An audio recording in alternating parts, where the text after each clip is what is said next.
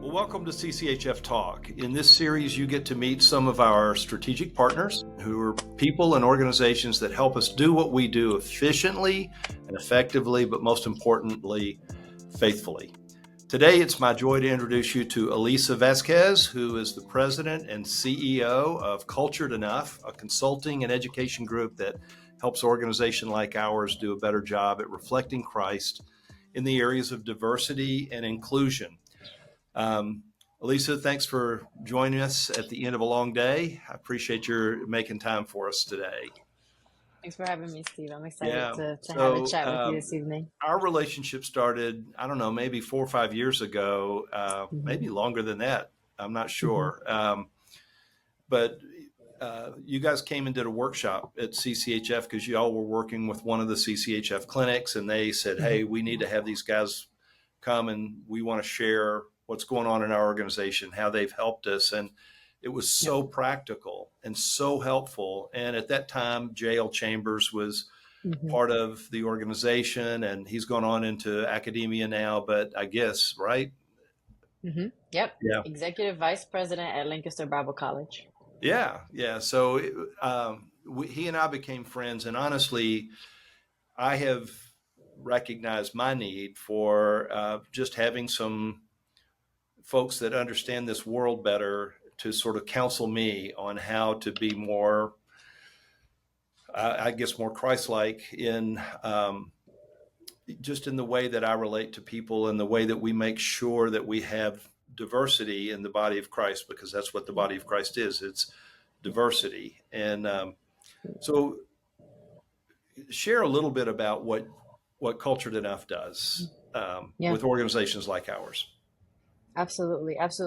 We're based in Philadelphia and founded 2016, and with the mission to be able to empower leaders to build their organizational culture that aligns with their mission. So a lot of times we'll see organizations with faith-based scriptural references within their mission, and our question, and we come in and say, how well are you living out the values of how you were founded for your organization? And so we really ask the questions and lean into leadership and organizations on how much are you reflecting your values, how much are you also recruiting for alignment within the values that you desire to have, and then retaining. Are you retaining that good talent and the human capital to be able to live out your mission within the organization? And so through that, we provide leaders with a plan.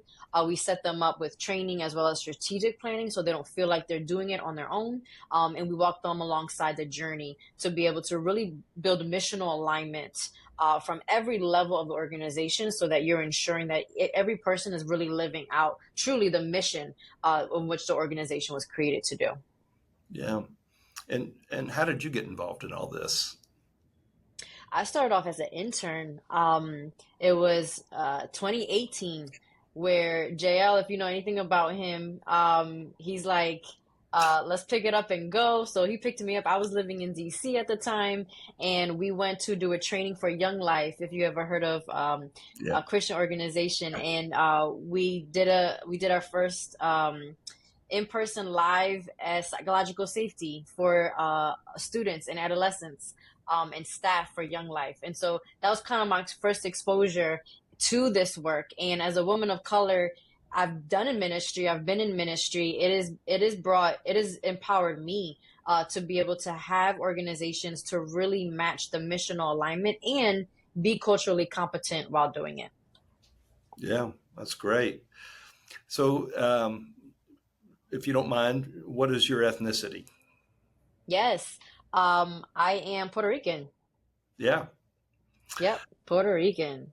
Proud. And grew up mostly in Philadelphia, is that right? Or yes, born in Chicago, grew up in Philadelphia. Absolutely. Yep. But I just found out this little, very interesting trivia piece about you a few minutes ago. You have a role in what's your national involvement with Puerto Rico? Yes, my fun fact. My sister and I, we played collegiate hockey growing up, and now we got to play for the national ice hockey team of Puerto Rico. So we were able to, and we lost in the finals to Mexico. So there goes that.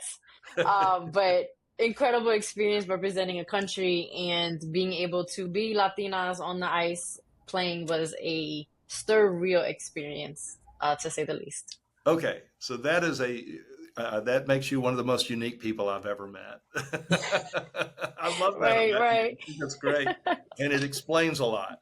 No, Mhm. so Hopefully, good things. good things, good things. So, so you guys have had somehow or another you got involved. I know, and they wouldn't mind me saying this. Do you mind me mention organizations that I know of because they introduced you to me and to us? Right, and they're incredible organizations. So Yeah. please, So, please, like, I know you got involved with Esperanza Health Center, yes, yep. Hmm. and I know that since that time, that's how we came to know you guys was through Yep. your involvement Hmm. with them, and they Yep. exposed the rest of CCHF at the Yep. conference to you guys, and y'all Hmm. have been faithful every year. You've done several workshops. You did two or Hmm. three last year. You and I did one together that was fun, That's right. Yep. um, and not ugly. No, nobody threw anything at us. It was great. At you.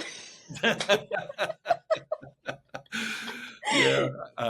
But anyway, all that to say, when an organization like Esperanza, or you don't, I don't want you to out Esperanza or anything, but like when an organization like a CCHF Christian Health Clinic calls you guys and say, "Hey, we think we need some help," what are some of the problems they're trying to solve? Great question. Some of the problems is culture, but they don't know how to explain that part yet because culture is very difficult to describe. But also cultural competency. So again, a lot of CCHF organizations and clinics are in, whether it's high immigrant communities, whether it's in Black and Brown communities, or underrepresented or underfranchised. So you have a lot of well-intended people who are called to the mission of CCHF and called to this clinic. There is no doubt on their calling. However, what happens is there's a cultural gap where if you are from a suburban or rural area and being able to relate to an urban area, there are different competencies that occur in regards to patient care, in regards to turnover, in regards to the needs of frontline staff within clinics. And so what we do is we go in and we're able to use research to be able to help train and just inform and make people aware of the cultural nuances that they may encounter, especially in regards to patient care experience. So oftentimes you come in and do sort of an assessment, and that involves Mhm. usually like surveys or interviewing different employees or things like that. Yep. How do you gather, like, what does research look like for you? Yeah, absolutely. So a full comprehensive assessment would be collecting both quantitative and qualitative data through document analysis, survey, climate, as well as focus groups. So getting more in depth into the experience of everyone from a provider to a frontline staff, because we all know that we could be involved in the same organization, serving the same mission, and yet still have very different lived experiences within that organization. And so we like to bring that data to the forefront of leadership and say, hey, these are where some gaps are, especially when we disaggregate the data by race and by gender. So all of those dynamics come to the forefront when we're able to give that data to leadership. And then that's when the fun stuff happens in regards to strategic planning and then doing some action follow up so that we ensure that people are getting the same resources across the organization as well as getting the same training. Yeah. What does success look like when you Mm, know, like if yeah. an organization is going through some issues, they call you guys in, you guys come in and um, do your research, do your assessments and interviews and surveys and all those kinds of things. You come in and you put together a strategy. Like, Yep. what's the goal look like? Is it Hmm. different for every organization? Is it, Yep. what are we trying to get to? Can I shout out some CCHF Yes, clinics who are please. doing great successful work? One is Waco Family Medicine. They have Dr. Griggs Jackson, incredible leadership in regards to understanding the needs of his board all the way down to his frontline staff. And what he did was in place a chief equity officer who is also a provider, Dr. Alex Jones Adeshina, and she now oversees equity work among the multi-sites that they have within Waco, Texas. And under her is Mito, who is an incredible advocate for equity. He oversees the equity committee at Waco Family Medicine. What they've done is instilled structural accountability for the entire site. So it's not just on Dr. Jackson checking the points. It's not just on Dr. Jones Adeshina checking the points, but they have a whole committee and task force that's overseeing this work. And that's where we kind of wean out of the picture, because they've sustained and followed through of what their mission is within Waco, Texas, and ensuring equity across the board. Another success story is Siloam Health Center. Really being able to see them activate learning and development. Sometimes, especially when you get into the provider and the C-suite level, learning is not as kind of advocated or looked upon as something that we get to do together as a community.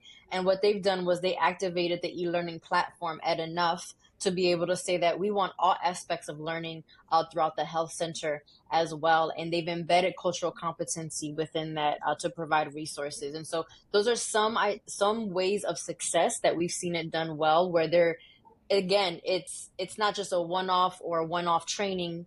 We actually discourage that. We ask for a training to be able to make awareness, but there has to be some sustainability in the long term. Yeah, those are two very different organizations, Yep. and both of those are very different than Esperanza. And I know that you've been involved with others as well, but Waco is huge. It's I don't know, how many employees do they have at Waco Family? Oh, it's 1,000. Like it's huge multi-site, and they just started a new building. So 18 or 19 sites, and yeah, yep. it's a big organization. Yeah. Siloam in Nashville Hmm. is not nothing. They're a pretty good size organization too. Yep. But they don't have 1,000 employees. They have probably, I'm if I had to guess, maybe 120, 140, Yeah, possibly. and it's a difference between, a federally funded clinic versus a free and charitable. And I think a part of this conversation is how do we meet people where they are in Right. regards to budgets, in regards to leadership. And so every time we go to CCHF, we want to be able to meet individuals where they are in their journey of diversity, equity, and belonging, as well as financially, because this work still needs to continue. Yeah.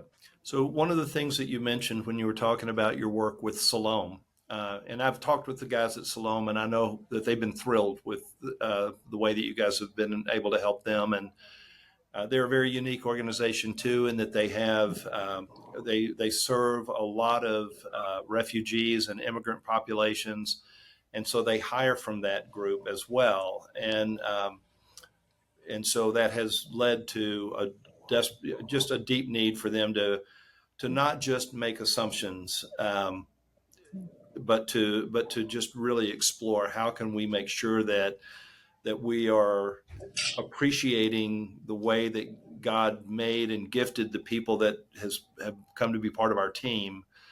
And you mentioned a few minutes ago about your learning platform, which I've been very impressed with. And could you talk a little bit about the resources that you have that Yep. you guys offer Mhm. to help these organizations?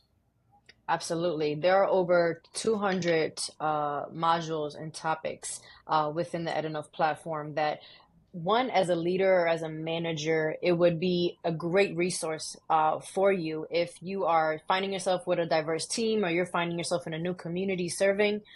These are resources to encourage you, to have you be confident and competent when it comes to really navigating different languages, navigating cross-cultural communications. Us as humans, we already have a hard time with conflict in and of itself, and then you add culture on top of it. How we embrace conflict, are some of us avoidant, some of us are kind of do the Heisman and say I'll deal with it later. So each of us adds that dynamic. And then when you bring gender dynamics into it, we have modules on power dynamics. As a CEO, when I enter the room of my staff, I understand that I am bringing a certain element to the room, and I'm aware of what I say. I'm aware of how I can read the room, social awareness, emotional intelligence. So it is not only DEI or DEB skills, it is great leadership. When you are competent to be able to navigate a space of different cultures, it gives credit and reliability to your leadership skills of bringing missional alignment and conflict management to help kind of further the mission within that community, especially if you're not originally from the community. There's a big difference when you have to kind of learn the culture and the dynamics and the socioeconomic status in which you are now working in. And it kind of really helps people with tools and awareness when they're navigating the different spaces as well. Yeah. And they bring, when we have a diverse staff and we have a staff that looks more like the people that we're serving, that we're called to Mm-hmm. love and to serve well. I mean, Right. they bring so much to us. Yeah. I talk a lot when I go to medical schools now. I Mm-hmm. talk a lot to the faculty and the administration at those medical schools. And, for years, CCHF has been very concerned about cultural competency. Mm-hmm. But the Yeah. truth is that we've got to go beyond cultural competency Yeah. to really encourage diversity. We cannot have the kind of unity that Jesus says, because, if you are one as we are one, then the world will know, we Mm-hmm. can't have unity without diversity. Unity without diversity is not unity at all. Right. And diversity is just an important part of that. And we learned, Yeah. boy, did we learn a lot through COVID Yeah. about Mm-hmm. trust and Yeah. just what it's like when you have a provider or provider staff or patient care staff, that when you walk in the door as a patient, you feel like we're on the same page before I open my mouth. And like they just bring that sort of effectiveness in our mission. And so I appreciate what you guys do. Um, Tell us a little bit about if somebody wanted to reach out to you guys and maybe request an appointment to talk Yeah. about what they might need, where would they do that? Yeah, absolutely. If you go to culturedenough.com, there's a way to be able to sign up to meet one of our consultants. And then please feel free to email me at avasquez@culturedenough.com. And that's ENUF, Cultured Enough. And so being able to add me on LinkedIn so that we can continue the conversation of where your organization is at. I will say language is of the uttermost importance when it comes to this work, and follow through. So even with your mission and the values that are on your website, how much are you living those out internally as well as externally? And then also being able to follow through with what that looks like is of the utmost importance as well. Yeah. We have a little saying around here that you can't give what you don't have. And Mm-hmm. like Yep. the quality of your internal organization is going to determine how effective you're able to minister Yep. externally to the Yep. communities around. We know that at CCHF, and so we're really trying to embrace that in a powerful way here, and it's been nothing but positive for us. Occasionally Yep. painful, and Mm-hmm. but Mm-hmm. always has ended up positive and been very good. And you guys have been a Yep. huge help to us. Is there anything else you want to add to this conversation, Alyssa? Yeah. Yes. I think what we've seen with working with especially CCHF clinics, even personally, these clinics have been a beacon of light in different communities. We get to travel the country, just as yourself, Steve, and been able to see the communities that CCHF is reaching and that they're serving. I know when my mom had me, they were both in ministry and they did not have health insurance. And so being able to go to an Esperanza Health Center or the like for that medical care has also impacted our family. And so really seeing literally the hands and feet of Jesus meeting those immediate needs throughout the country is impactful. And so people especially who are interested in the medical field from these communities, they want to work for CCHF clinics more than a hospital, for example, because they know that they will get the medical experience and Yeah, they will get pastor care. They will be able to go to a devotional in the morning, and not only will they get that medical experience in their background, but they will also be cared for on a spiritual level. And that is a very unique place to be within, especially within this climate within the United States, in the pockets of where CCHF is located. So I would want to be able to charge anyone that as you attract people from the communities that you're in to work for the clinic, that is a shift because they're no longer a patient, but they want to work for a mission driven organization that they themselves have been impacted. Truly think about what are barriers that are in place for hiring them and for keeping them on. Look at educational requirements, rethink that. Are there skills that could be transferred to work at those organizations? Because truly there is a passion. When I go to Esperanza Health Center, there's a passion for those who want to work because they want to be cared for spiritually, as well as be able to experience everything that that culture brings from the CCHF. And so if someone is called to an organization, I would hope that leadership also allows for people to stay there and for them to bring themselves all the cultural nuances that they can bring as well. So I'm grateful for you, Steve, and just the work that you do and all the work that CCHF is doing and for this partnership as well. So I appreciate that. Thank you. And honestly, I've been doing interviews with kind of fundamental people or foundational people in the CCHF movement that were involved 45 years ago. Mm-hmm. And every one of them have talked about that. They've talked about going into a community where they felt like that community needed the services that we brought, but then hiring people and empowering those people, and just how that enriched the organization and made them so much more effective. And we oftentimes think about what we do as medical care or a healing ministry, but it's as much community development as anything else. And when Lawndale becomes one of the largest economic engines in their community, because they had a policy of hiring people from within the community, or when I go to Buffalo and sit down with the people and take a look at their staff meetings, go to a staff meeting at Jericho Road in Buffalo and take a look at. Have you been there? It's on my list. It is on my list. You would I'm love looking this forward place. to that.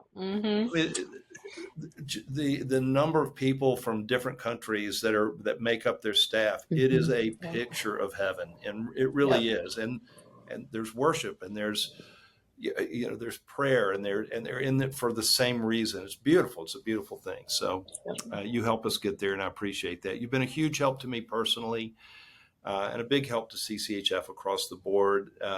CCHF, I guess probably in 2014 or 2015, we decided that diversity was an important issue for us in order to live out the gospel through healthcare among vulnerable peoples. And we established a diversity committee, and that it's been, to be honest with you, we've been feeling our way in the dark a lot, but you guys have been a super big help to us. And we try to keep you guys on some sort of a retainer just because I need to be able to pick up the phone and say, am I about to get in trouble here? What's the deal? And it's not about legal trouble, but like, I want to be faithful. I want to, I want to be a responsible member of the body of Christ. So, is there anything that you feel that we can do to be a better partner with you guys? Well, it's interesting, the relationship with clinics. I'll equate it to a parent of an adult or a teenager where you want to guide, provide resources, give them everything they can, while they are also making their own decisions and being able to create an impact in their community. And so we just want to partner with you to provide that support for clinics across the country, and being able to say that we want to meet you all at CCHF conference next year and start to have those conversations of where you're at as a leader. And it's okay to say, I don't know what I'm doing. I need help. I have a retention problem. I can't keep my people. And so really being able to have those real conversations is going to be essential, because you're not the only one, and really being able to surround yourself with people who can help you kind of guide is why I want to partner with CCHF for the clinics across the country, because the mission is too great and there's too many things at stake for us to kind of get it wrong. Yeah, it's beautiful. Thank you. So if anybody wants to get in touch with you again, I'm going to ask you to give your contact information. But if Yep. for some reason, if you're in your car and you're listening to this, you don't have anything to write down, you can, and you can't remember Cultured Enuf or how to spell enough in a weird way. Or Ebonics version. that's Ebonics. right. Or you misspell Vasquez, you can always go to CCHF. If you contact us, we can Yep. put you in touch with you guys, but give us your contact information one more time. Yep, absolutely. It's A Vasquez, VASQUEZ at Cultured Enuf, and Enough is spelled ENUF.com. Great. Well, I'm looking forward to being together in Yep. Cincinnati at the Yep. conference in It'll April. be fun. And thank you guys for all that you do. Alyssa, you guys are doing great work. And we consider you a really important strategic partner in CCHF. Thank you so much. Absolutely. Thank you, Steve, for this time. Appreciate it.